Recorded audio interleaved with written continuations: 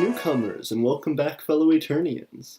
This is AP, and today we are on our first episode of Cultural Creations. Today, specifically on Cultural Creations, we're going to be talking about how to make and found a micronation. So, if you are interested in making and founding your own micronation, this is where you start. So very first, we're going to cover the name of your micronation. The name of your micronation is very, very important because your name gives your immediate presence to people and how they know you. For example, we are the Empire of Aeternia, so people know right off the bat sort of what our governmental type is. They know sort of the presence that we're trying to give, that we are very big, we're a group, we're a community, we're an empire, we're spreading out, we're growing larger, we're trying to create, we're trying to expand. Empires expand, they reach into new places, they grow.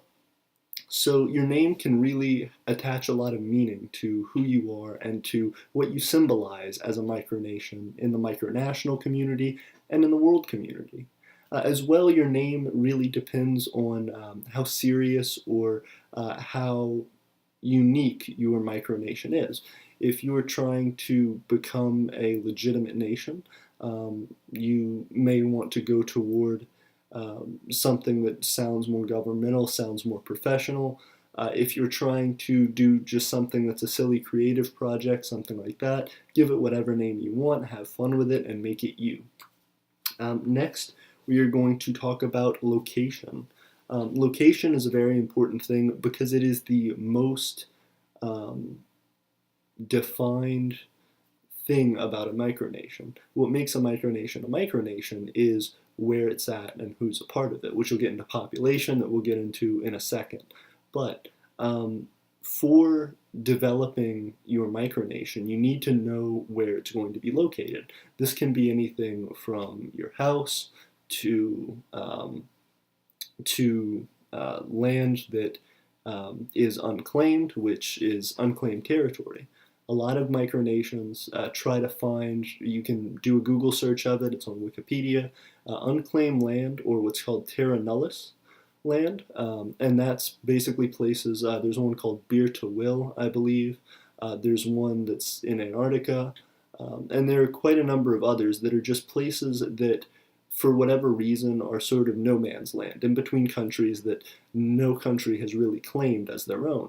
Maybe for political reasons, maybe because they can't, maybe because of international law it's just not able to. For example, Greenpeace created a micronation based on a glacier because you have certain protection rights, or really a lack of protection rights for glaciers, so nobody claimed them.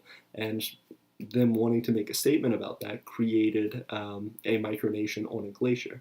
So, or that was giving its founding location, its named location, to be a glacier. So your land can really be just about anywhere. Be creative with it. But again, it also goes back to how serious or non-serious you're trying to make your micronation attempt.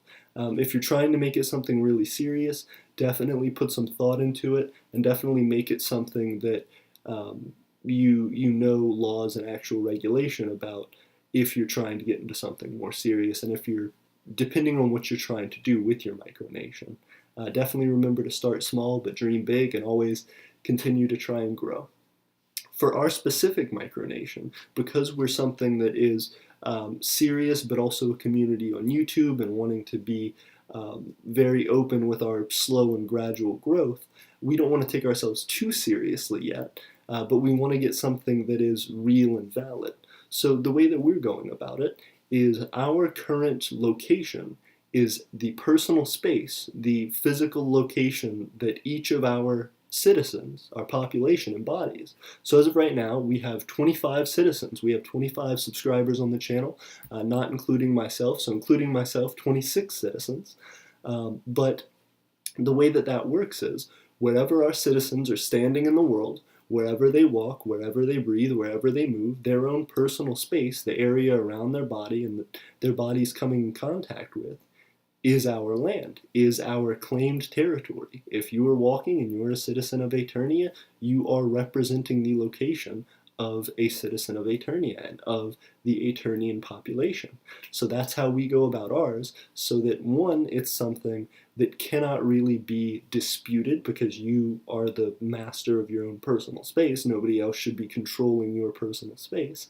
And also because it gives us a way to come together and have spaces that are inherently our own. So that's sort of a creative way of going about it, and I definitely encourage you to find your own. Because there are just lots of ideas like that you can play around with, and that you can really sort of get around these loopholes of defined territory lines and things like that. Obviously, because you don't want to go stepping on a larger country's toes and trying to take their land, doing all those things. That's not a good idea. Definitely do not suggest that. So going from location of your micronation and being an upstart micronation and trying to make your claim in the world to your name, and now on to population. So those are basically the three things that you need to become a micronation, officially under I forget what the exact law is, but it's like Treaty of Self-Governance or something like that. There is national law that constitutes what it is to self-proclaim sovereignty. And the three top things for that are location, permanent population, and ability to contact and create dialogue with other nations and other people. So that's an important thing, but that can be even as small as like an email, like a YouTube channel, Facebook, any way that you can communicate with people to start your micronation, to get things started, and to talk to other diplomats. That is how you can do that. As well, your name is more of just a branding thing, but it is important to have a name so people know what to call you, and so people know how to define what it is you're doing. Going on to population, every micronation needs a population. Every nation in general needs a population, because without a population, you aren't a community, you aren't, you're not larger than an individual. Once you become larger than an individual, you can claim yourself a micronation, you can claim yourself a community, because you are. The idea of a nation and the idea of a community is representing more than yourself. So if that's what you're interested in, and if that's what you're trying to grow, that's what I suggest, is to try and find a way to represent a community. Try and find a way to fulfill a need that you see in the world that you want to bring to the table. I think that's what a lot of micronation creation is about, and what micronationalism in general is about, is seeing a change in the world that you want to make and going after it.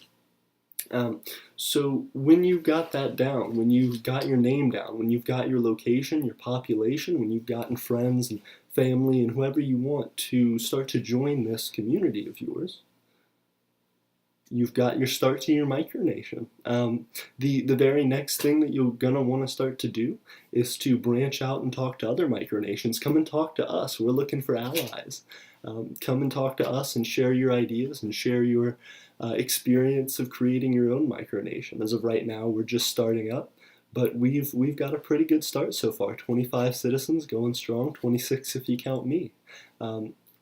So that's definitely your stepping stones, your initial first steps in becoming a nation, and that's what we're taking right now. And I hope that as the channel grows and as you guys keep up with the channel, you'll see us slowly start to make those changes and becoming a larger and larger nation and a more successful micronation in the community.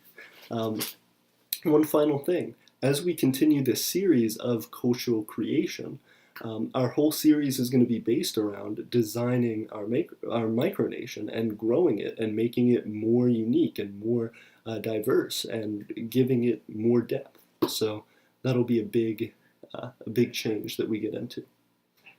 Thank you all very much for watching, and I will see you next time.